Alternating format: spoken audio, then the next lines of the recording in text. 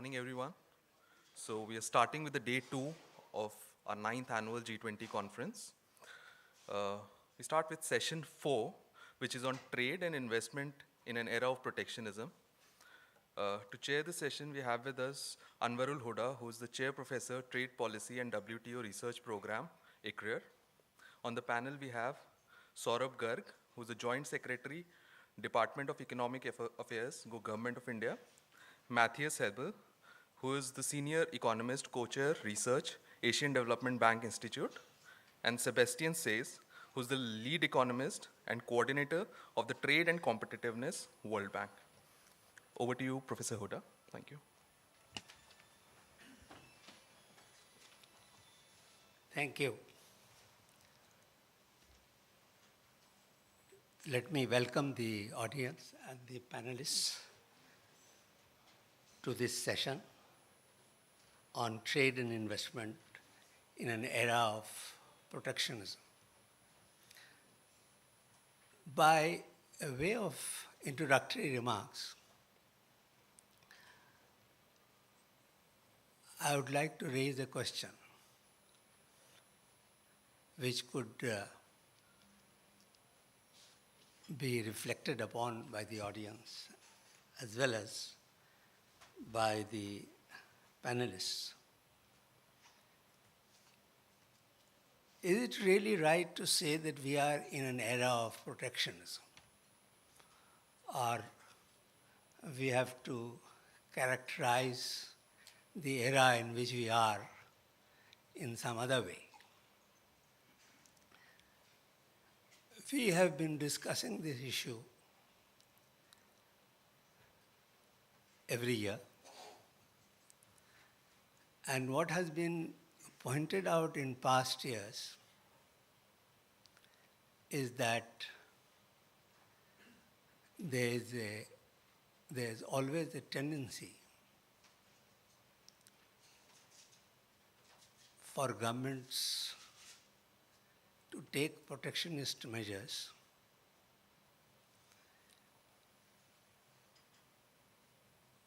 and the three international organizations which have been mandated by the G20 to make a report on the developments in the trading system have been making these annual reports, the WTO, OECD, and UNCTAD. And they have been pointing out that the overall stockpile of trade restrictive measures has been going up since the mandate that they were given began in the wake of the financial crisis in 2008. On the good side, there has been a variety of protectionist measures, trade remedy measures, particularly on steel and organic chemicals, measures on domestic content requirement, measures imposing restrictions on export, SPS and TBT, and so on. In the area of services, I'm just sort of repeating what is there in the reports of the international organizations. The main trend has been towards liberalization of investment, but it is also true that there have been actions in one or two economies to create impediments on the flow of natural persons. But still, despite this, can we really say that we are living in an era of protectionism?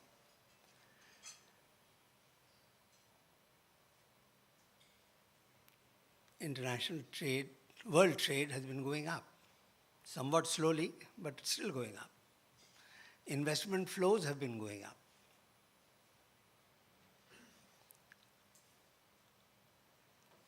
What is new this year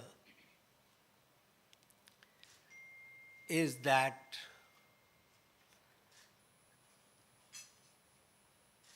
some rhetoric which is highly protectionist is emerging from one major country, trading country.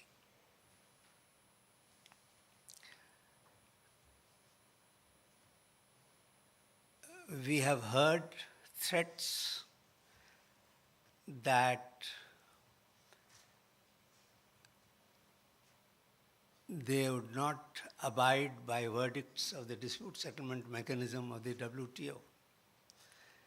Also that they might leave the WTO.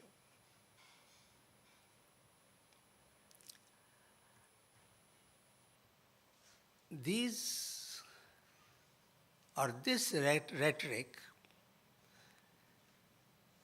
has been deeply unsettling for the international trading system. Maybe, therefore, we could characterize the era in which we are not so much as an era of protectionism, but an era of uncertainty. That's what exactly it is. Brexit by itself may not end up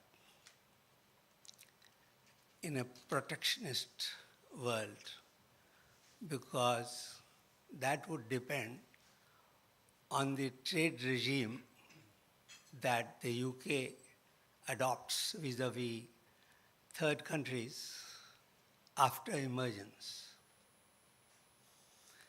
We know that except for the immigration aspect, in which they are certainly going to be more protectionist, in all other aspects, UK has been at the liberal end of the trade policies amongst the EU economies. But the uncertainty is that whether other countries would follow Brexit and cause a disruption or a dismantling of the EU. That would be deeply unsettling for international trade. So with these initial words, I'm not really preempting the panelists in this, but I'm just raising a few questions. Whether we are in an era of protectionism or we are in an area of uncertainty.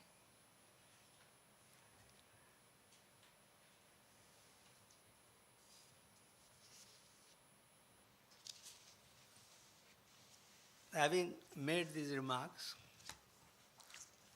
let me invite the panelists to make their observations or presentation. I think, having regard to the time that we have, I would suggest that each of them spends about 15 minutes or less rather than more on the presentation.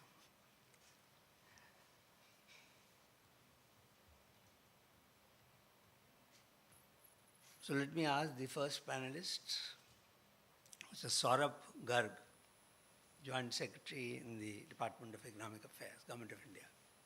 Mr. Garg.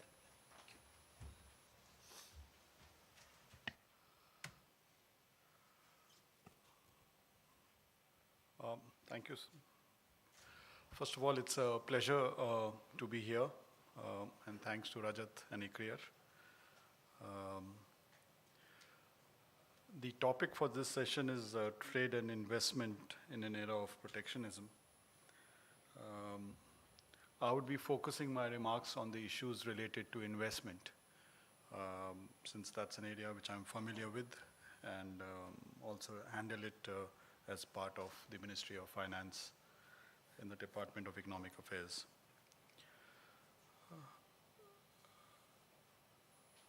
And perhaps there might be differences on how, whether it's called protectionism or how uncertainty affects perhaps trade and investment, so I'll restrict my remarks to investments. In terms of the linkage between investment and particularly foreign investment and development, I think there's very little debate on that due to the multiplier effect. And also the fact that foreign investment brings in a combination of various levels between employment, new technology, new sets of skills, management techniques, and perhaps products into a country. There's very little that one hears of in terms of foreign direct investment, at least being unwelcome in any country. It's rare to hear that. And I think it's been commonly felt that FDI continues to be the largest and most constant external source of financing. I'm focusing on FDI because it's much more long-term. Portfolio investments has its own role to play, but perhaps there are volatility issues associated with that. Not that it's not important or it's not unwelcome. But FDI is something which is much more linked with the economy, and therefore it has a much greater presence and an impact in the domestic economy. If you look at the last few years, in 2016, the FDI inflow, the World Investment Report has just been released 2 days back. It says that the FDI was about $1.75 trillion. It's slightly less than the FDI in 2015. There's been a drop in global FDI. But 2017 is projected to be a growth. It's expected to be around $1.8 trillion, reaching closer to the 2007 levels, which was the highest of 1.83 or 1.85 trillion dollars in 2007. If you look at the FDI flows to the developing countries, there's been an overall drop by around 14% last year, though to the developed world it has increased by 5%. So that shows some kind of rebalancing, if I can put it that way. We are talking as a G20 conference. So if you look at, for the first time ever, the FDI inflows in the G20 countries alone increased beyond $1 trillion. That's for the first time it has exceeded 1 trillion among the G20 countries, the FDI flows. For India, the FDI, each of the last 3 years has been a record, from 45 billion to 55 billion to 2016-17, it's crossed 60 billion. So it's a very positive story as far as India is concerned. More than 90% of the FDI flows are what we call on an automatic route. It doesn't require any government approvals. And the FDI regime in India is perhaps now one of the most open in the world. There are no caps, which many countries have, ceilings over which they require approval. There are certain sectors which, for example, in parts of civil aviation, where very few countries have opened the way India has opened over the past few years. And I think that's reflected in the way the growth has happened, that despite global falls to developing countries, it's been increasing in India. So that's a healthy background. But now coming to maybe slightly more, what is, how will it change, or what is happening with investment policy? Traditionally, factor and product movements were considered substitute, that if you have product movements, more trade, then the factors of production may not need to move, and therefore you will have, it's a substitution effect. But I think over the past decades or more, it's not so simple. Issues of global value chains, how linkages happen across. And therefore, it cannot be said that trade and investment necessarily would move in opposite directions. Also, the fact which I alluded to earlier was that investments are much more deep-rooted in a domestic economy. Unlike trade matters, which can often be controlled at the border by taking border measures, by tweaking custom tariffs, investments, once they are in the country, they are there for the long term. So it's difficult to have short-term movements in investments, especially long-term, unlike many of the trade issues, though of course many of the trade agreements make that also much more sticky to prevent too many changes in that. But I think, as mentioned by Dr. Hoda, given that the world is much more complex, it's much more divergent, and there's more uncertainty, investment policy making also becomes so much more difficult. And a number of investment measures continue to be taken by most countries. If you look at 2016, it was one of the largest number of investment measures that have been taken. But what was positive is that 80% of those measures, 79% to be exact, were towards liberalization or greater promotion of investments. 21%, that's about 20%, were in the area of either they were more restrictive or they were regulatory in nature. And I really wouldn't put regulatory measures in the same basket as restrictive measures, because regulation has a number of other issues, whether it's social, environmental regulations, etc. Responsible investment is another area where regulations are required. So as far as investment is concerned, uncertain, yes, but restrictive or protectionist, perhaps not. Also, given that increased production is required, and if you look at, again, to traditional as a factor of production, if there's capital scarcity in a country, you need capital. And if domestic capital is not available, you would need more foreign capital.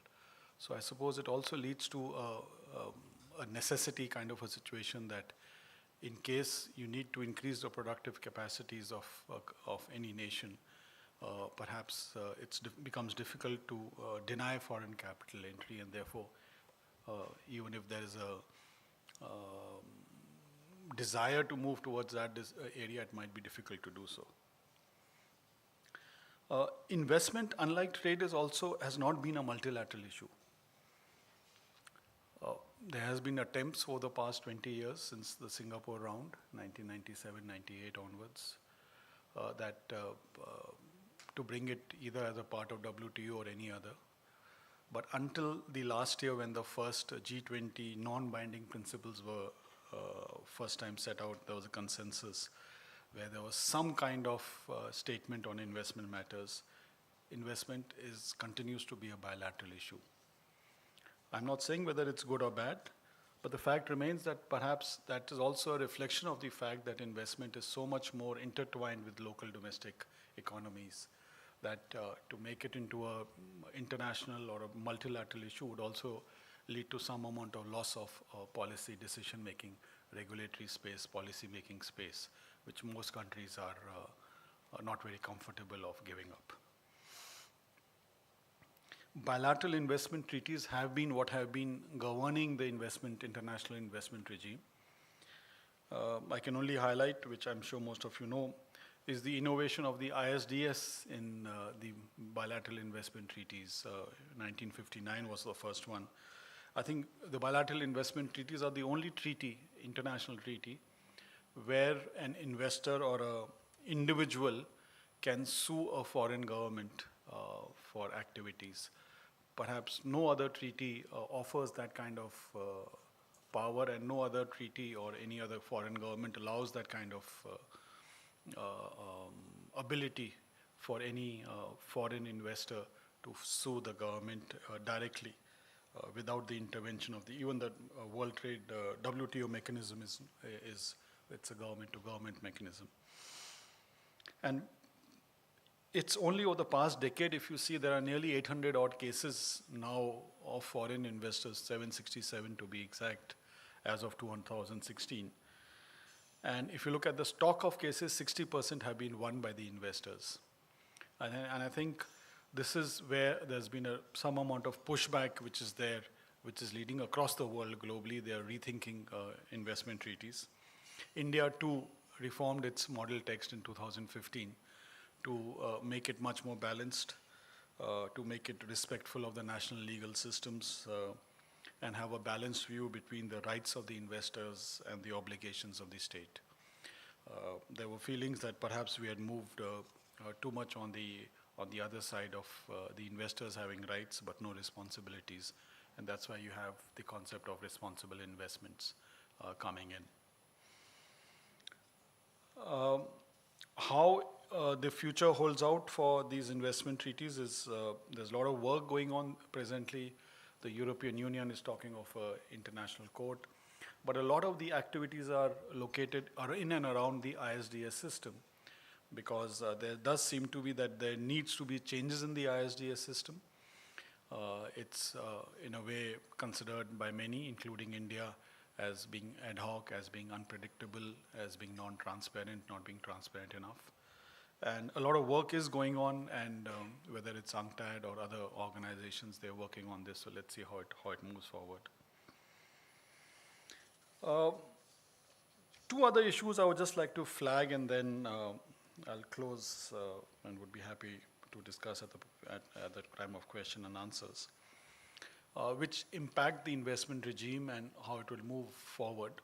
One is the continued existence of low-tax jurisdictions. In fact, just on Wednesday, 70 countries signed the BEPS agreement, the Base Erosion Pricing System agreement, which will help take care of a lot of these issues. But the fact remains that low-tax jurisdictions are also called tax havens. They distort investment flows, and they continue to do so. And I think there needs to be a lot more work in that direction. And also the fact that when we talk of investments, we only talk of capital. We don't talk of any of the other factors of production. And capital has a special protection given in the investment treaties. None of the other factors of production. I think the next session talks of migration and labor.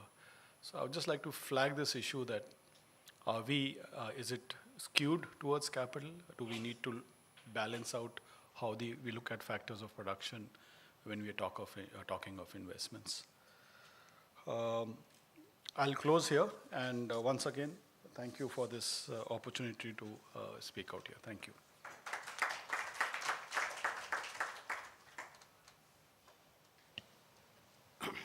Thank you, Mr. Garg. You have given a good overview of how the international investment regime and flows have been developing. You have also said something about what is happening in India and about BITS and ISDS. It's a comprehensive presentation. Let us move on to the next speaker. The next speaker is Matthias, senior economist from the Asian Development Bank Institute. Mr. Matthias. 15 minutes. When I have 5 minutes left, you let me know. Yeah.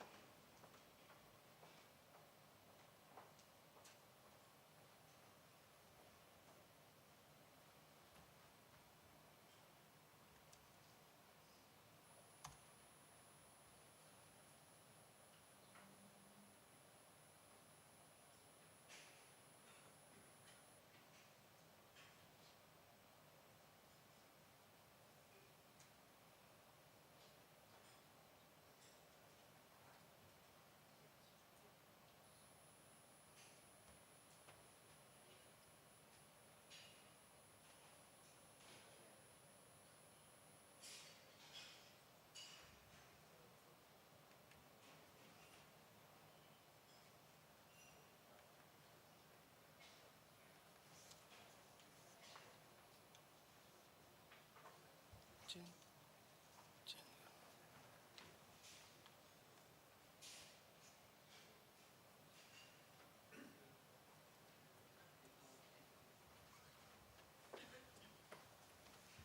morning, everybody, and thank you very much for the organizers, especially for Rajat for inviting me. It's always a great pleasure to be here. It's a wonderful conference, and also for us a highlight every year, and it's always good to have these open discussions.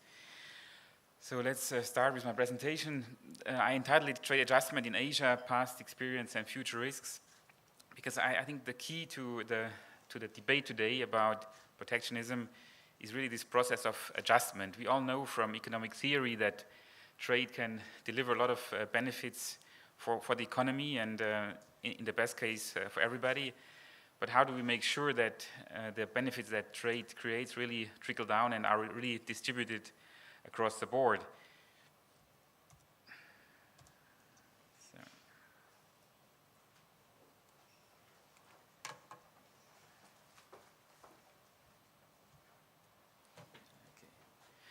So we just heard from our chair that Brexit and also Trump's election are basically expressions of a non-inclusive globalization. And I think it's part of it is kind of a perceived non-inclusive globalization. So in my talk, I would like to look at how actually has Asia dealt with this trade opening, the trade adjustment in the past, and also look at how Asia probably will handle this process in the future. And finally, I will finish my talk about the policies that Asia might take to smooth this process of trade adjustment. So, first of all, there is a recent survey by the Pew Research Center that found that the large majority of Asians actually believe that trade is good, that it creates jobs and that it boosts wages. And I think this is largely an outcome of a very positive experience with globalization. We've seen in a lot of Asian economies that they applied an export-oriented growth strategy, which was actually very successful in integrating into regional and global value chains and also in the into the global economy. And also these benefits of trade opening, they have trickled down and lifted millions of people out of poverty.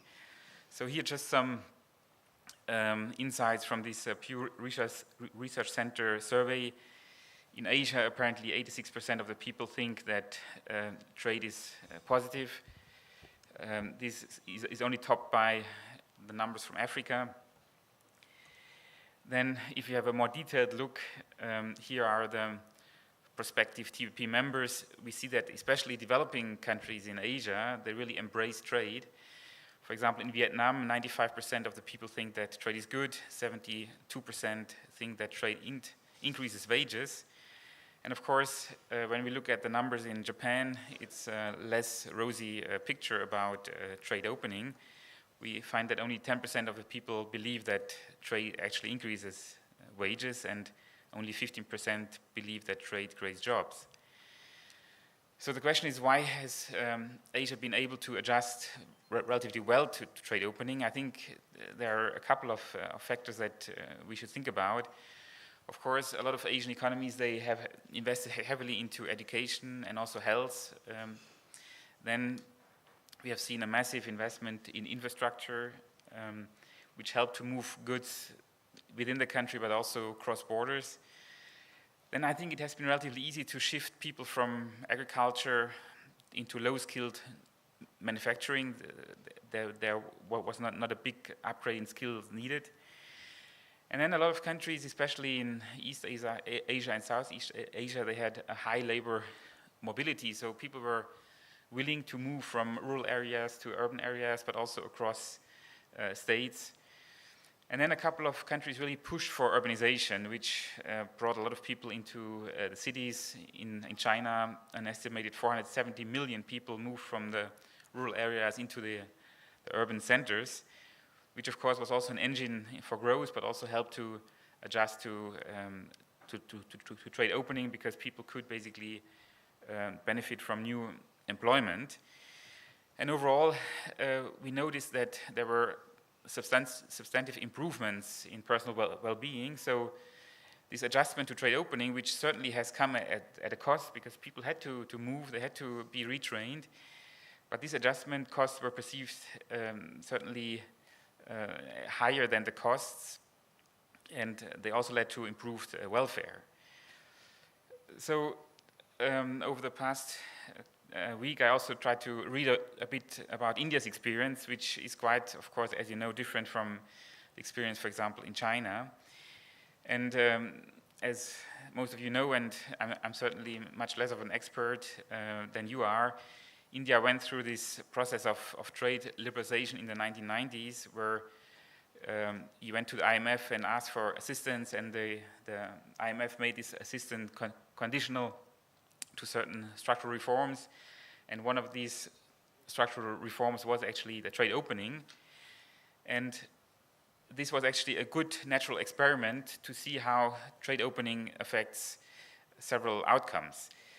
So recently we have seen a couple of studies that try to look at, for example, how the Indian economy reacted to this trade shock in terms of firm productivity. And there is overwhelming evidence that this opening up for international trade increased the firm productivity in India. This was due to, of course, cheaper inputs due to lower tariffs, but there was also a pro-competitive effect at play, and also we noticed some technology spillovers.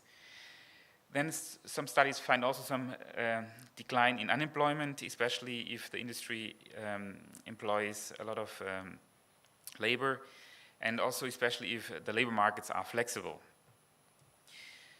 When it comes to poverty reduction, the evidence is a bit mixed. We have one prominent study that finds that there is a lower reduction in rural poverty if the districts were more exposed to tariff reduction. But another study says, no, actually that's not correct. There have been lower rural and urban poverty rates in the states more exposed to foreign competition. And finally, when it comes to inequality, none of the studies that I've seen, they can really find any impact on inequality in India. But let me now look at the future of the adjustment to trade integration. And for me, this is it's a bit the question of whether we're going to see some protectionist movements also in Asia, not only in Europe or the US. First of all, this is a graph also taken from this Pew Research Center survey, where we have on the y-axis the percentage of people who say that trade increases wages, and on the x-axis the average GDP grows from 2008 to 2013. And we see that, of course, if countries enjoy a high level of GDP growth, then also there is a high percentage of people that think that globalization and trade opening has a benefit for the economy, but also for the people themselves. So we see, for example, China with the very high growth rates also has a very strong support for an open trade regime. And then we see countries like Italy, Japan, France, where GDP growth was weak, and also the support for trade opening is weak. So, of course, one question is, what happens if the Asian economies slow down? What happens if China slows down? Will we see more resistance against globalization? And I think this could be the case. And why is that? Because there are other factors that play against this more positive view of trade. First of all, we are faced with a lot of aging societies in Asia, which I think are much more difficult to retrain, so they can adjust to new economic realities.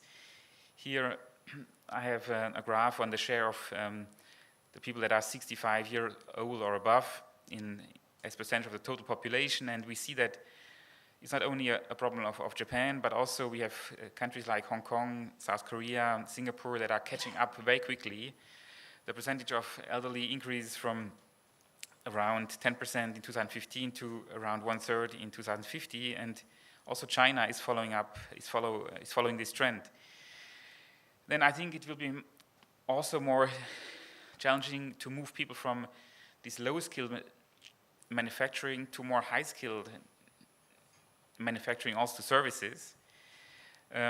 Here we see that, for example, in the PRC now, we have more and more people working in services. Also in Indonesia, the share of the services sector has now overtaken the manufacturing. Then I think one other issue that is also widespread in Asia is the persistence of state-owned enterprises. And I think these enterprises are not the best ones to react to new market realities, and are certainly not the ones that can adjust in the most smooth way. Then I think we also notice now that the labor mobility has come down. People have now moved to the urban areas. They have purchased apartments, houses, and I think they will be less willing in the future to move again, location, and also jobs. Then, in terms of safety nets, I think Asia is still relatively has still relatively rudimentary safety nets. So there are very few unemployment schemes. The health insurance schemes are just rolled out now, but only cover some basic services. And for example, here we have the percentage of out-of-pocket expenditures for health in Asia, and we see, for example, in India that over 40% of the health expenditures out-of-pocket. Why is this important? Because, of course, if the economy opens up, it needs to adjust. Maybe people lose their jobs, and then they maybe have some health problems. And of course, if you don't have a health insurance, if you don't have an unemployment insurance, then you have to somehow bridge this gap and try to overcome these difficult times, which I think Asia is not very well prepared for.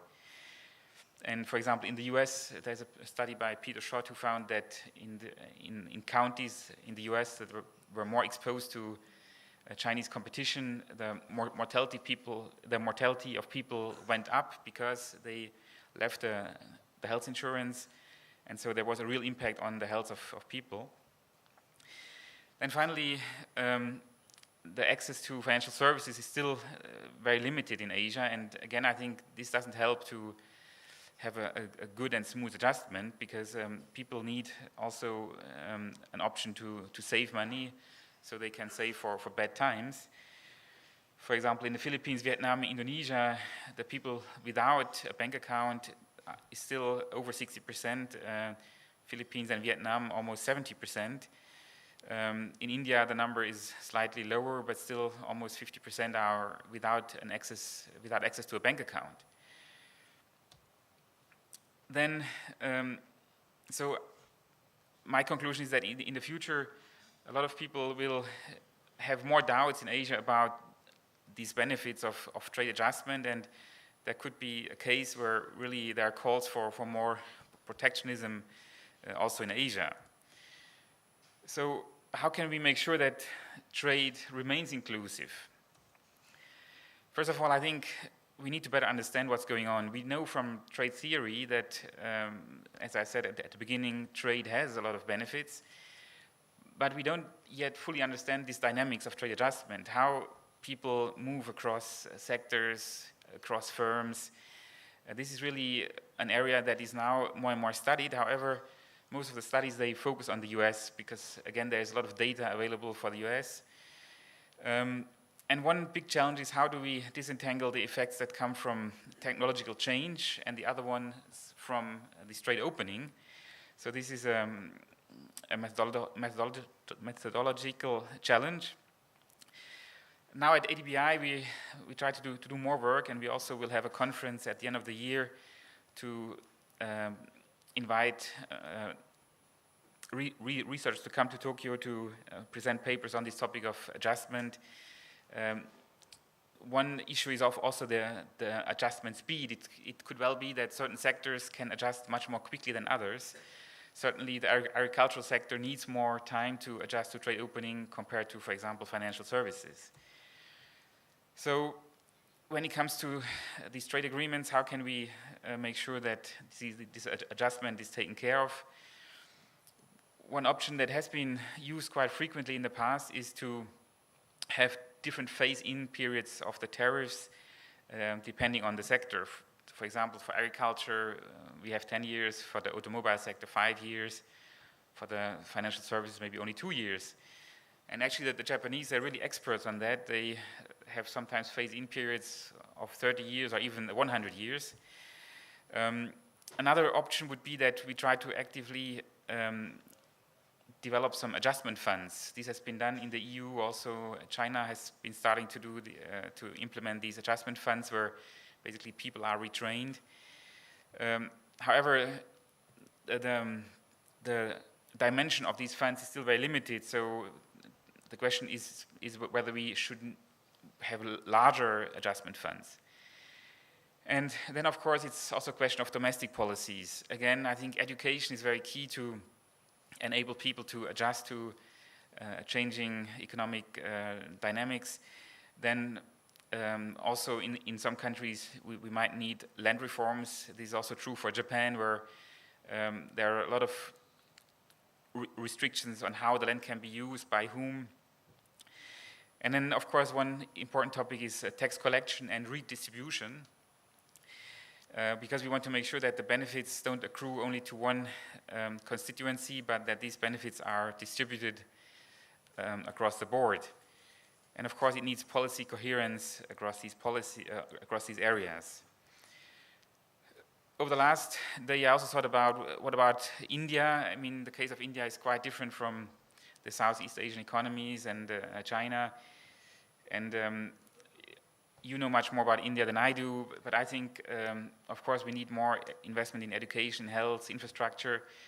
I think the recent literature also showed that India needs flexible labor markets so people can easily move. And also, I think it would be good if people can move easily from states, across states, and so to encourage this labor mobility. Urbanization is certainly an issue that India might need to look at, because in other countries it was an engine of growth. And then, of course, again, how can we make sure that these benefits, they are distributed evenly within the country? And so to ensure that everybody has some improvements of his or her well-being. So this is the end of my presentation. Thank you very much for your attention.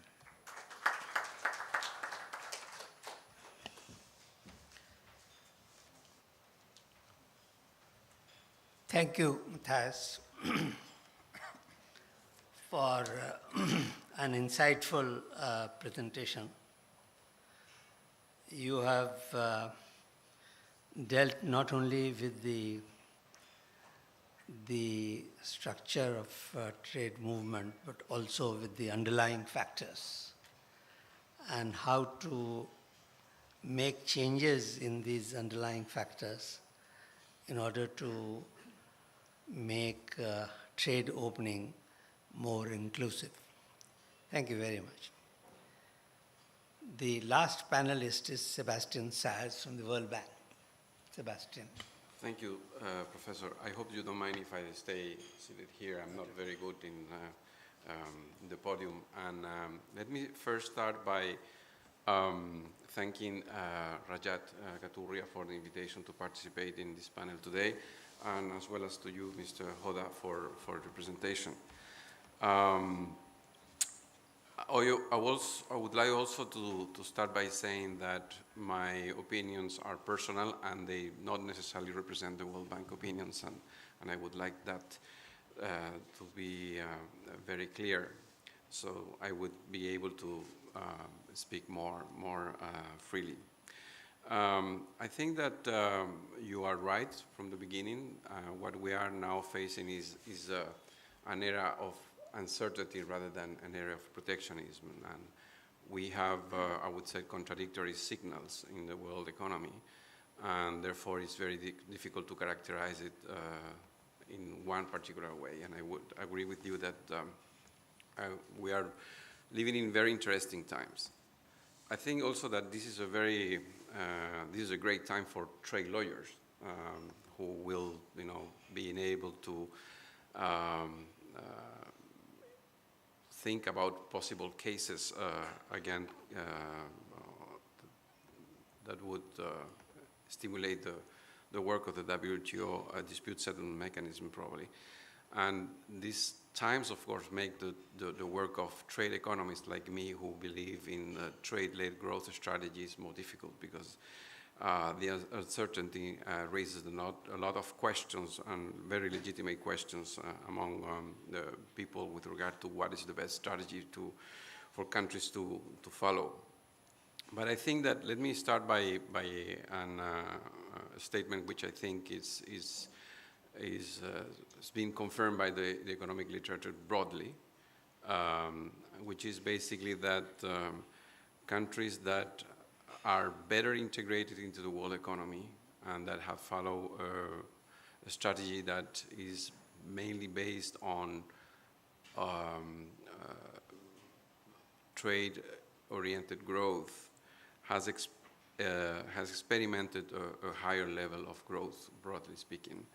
And I think that the India case is particularly illustrative of that experience. If we look at the growth patterns of the Indian economy since 1991 and more recently as well, I think that this is a clear indication of the importance of the topics that we are talking today in order to forecast the future of the growth of countries.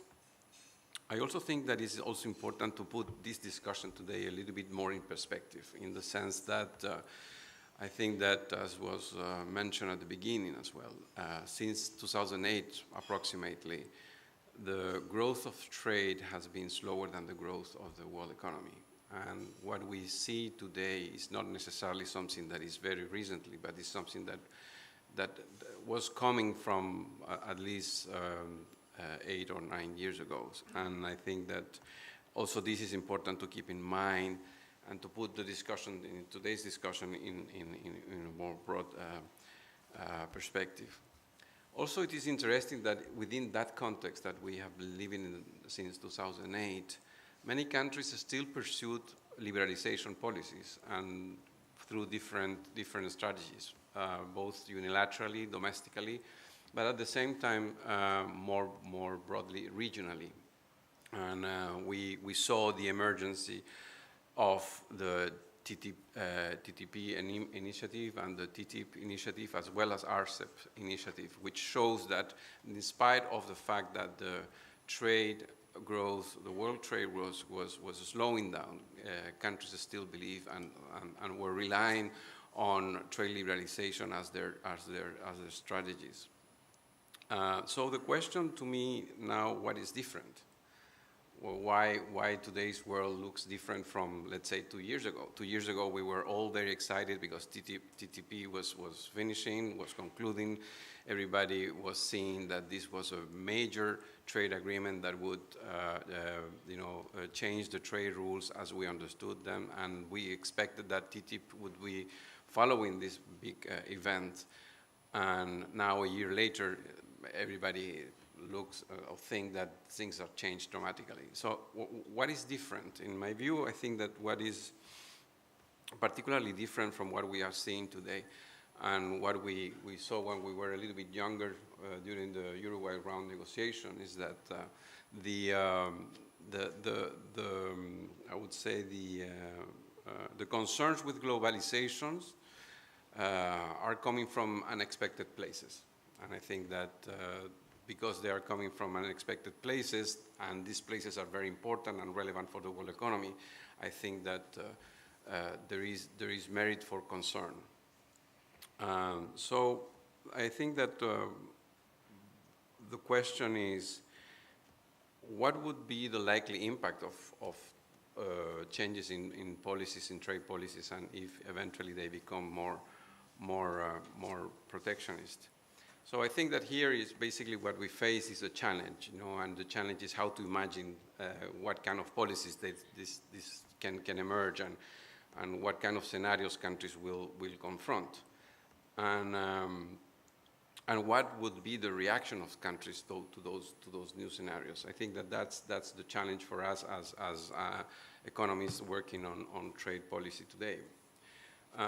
And I think that there is a very interesting publication that my colleagues from the bank just published about a little bit more than a month ago, and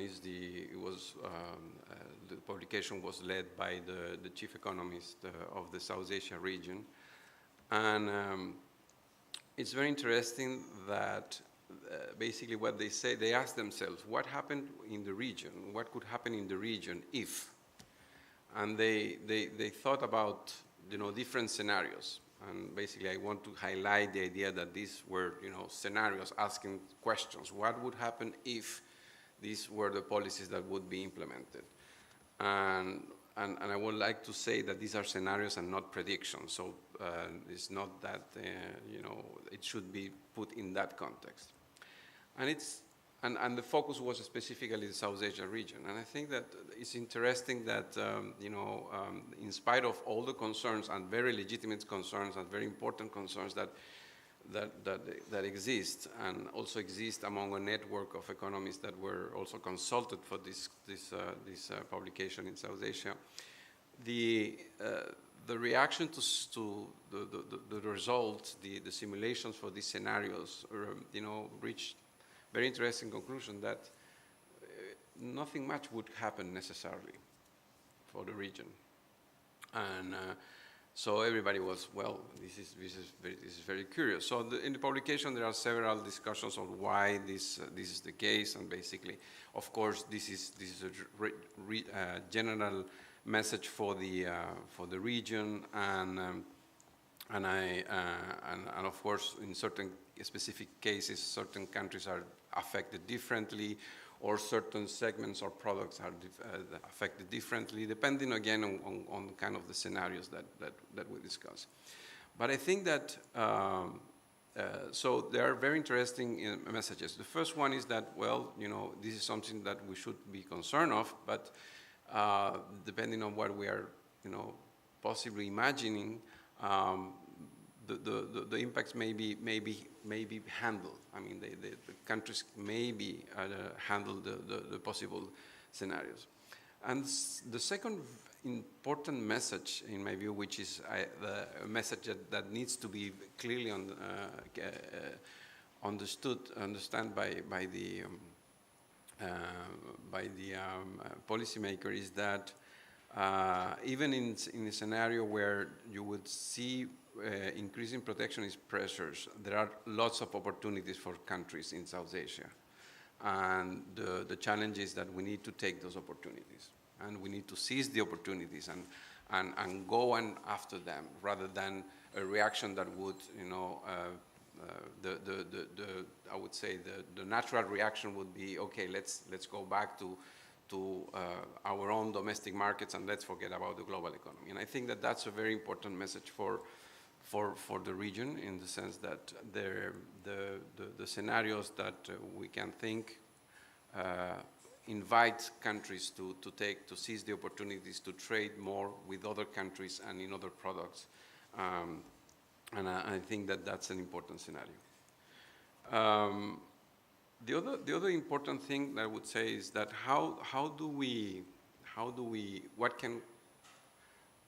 once we imagine the possible scenarios, and we know eventually what are the possible consequences, the question is, what do we do? How do we react in those scenarios? And I think that, again, the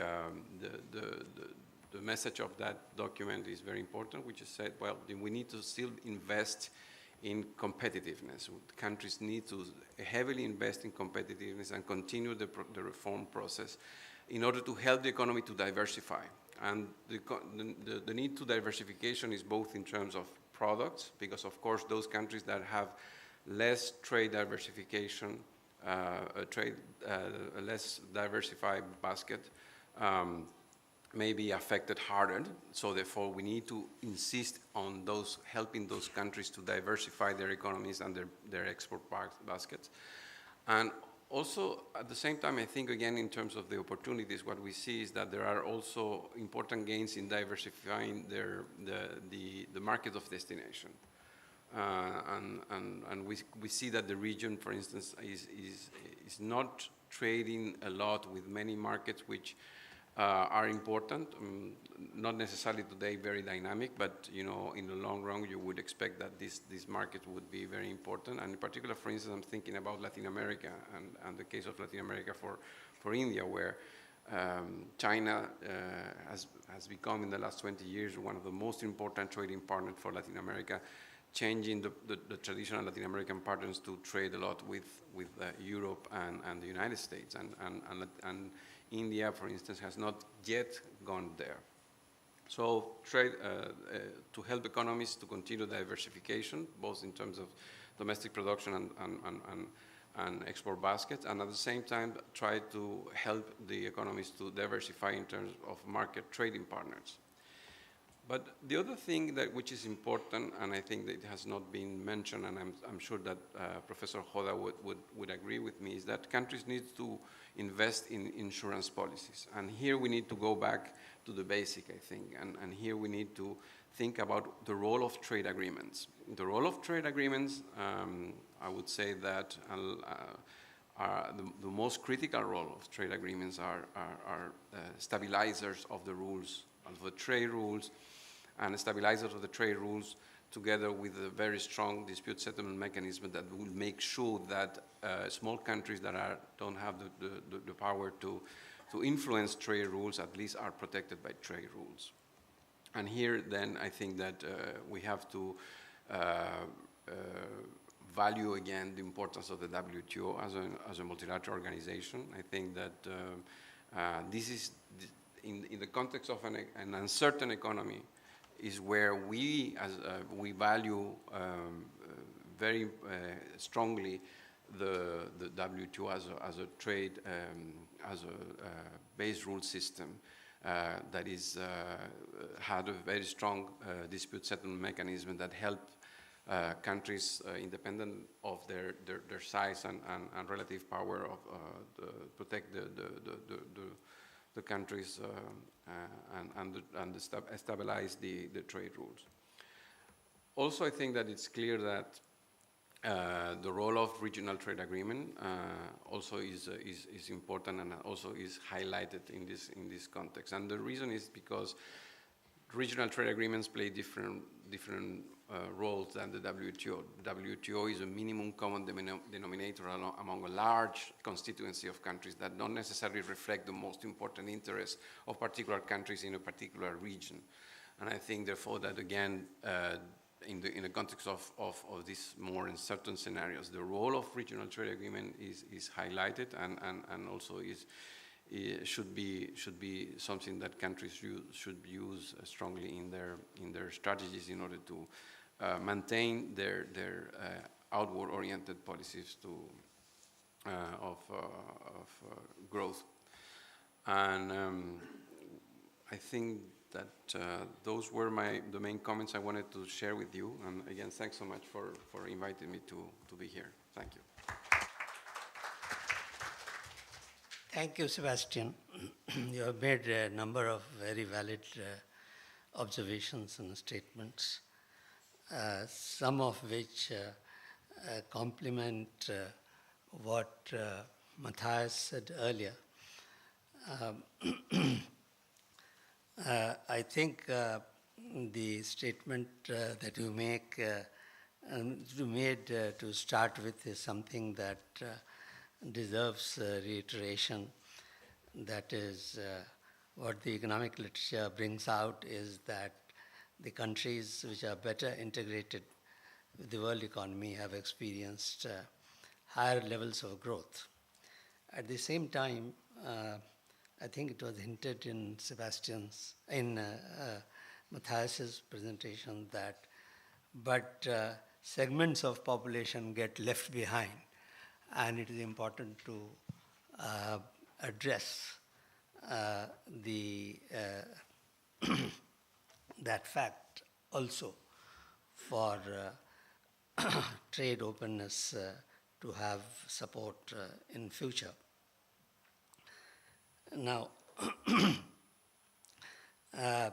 two other statements I would like to comment upon that you made. First, that today we are living in a world which is dramatically different from what it was 2 years back. I think I can agree completely with you. And today we have, and what has made it dramatically different is that we are witnessing a backlash against liberalization, against globalization. And that is what Brexit and the type of rhetoric that is coming from the USA is all about.